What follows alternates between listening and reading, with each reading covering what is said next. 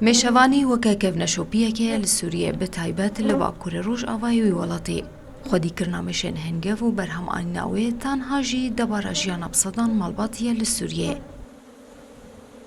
محەممەد دەڕوب یەکێک جوان میشەوانەیە ji bajarokê binişa Idlibê dibêje tevî astangî û zehmetiya jiyana têde dijîn lê hemû hewlên xwe dikin heya ku wan astangiyan derbas bikin û mêşên xwe biparêzin.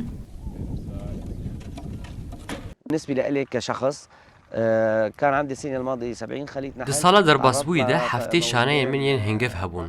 Bi sedema dermanê li wan hatine reşandin bêhtirî nîvê wan mirin. Hemû şane li navçeyekê ne. Ji ber ku tu cihê din nîne. Em wan lê deynin. Dema ku dermanê kêzikan li deverê direşînin ew mêş bi kom dimirin. Karayîna dermanên kêzikan bandoreke xerab li şaneyên mêşên hengevî yên navçeyê kiriye. Bûye sedema ku hejmareke mezin ji mêşan bi jehrî bikevin û bimirin. Şarezayên çandiniyê jî hişyariyê didine mêşevanan û dibêjin pêwîstiya mêşevanan bi piştevaniyê heye da bikaribin mêşên xwe biparêzin û berhemekî zêde bi dest bixin.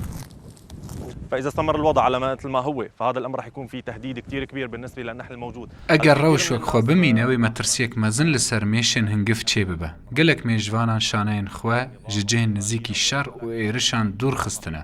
Heya neyên armançkirin.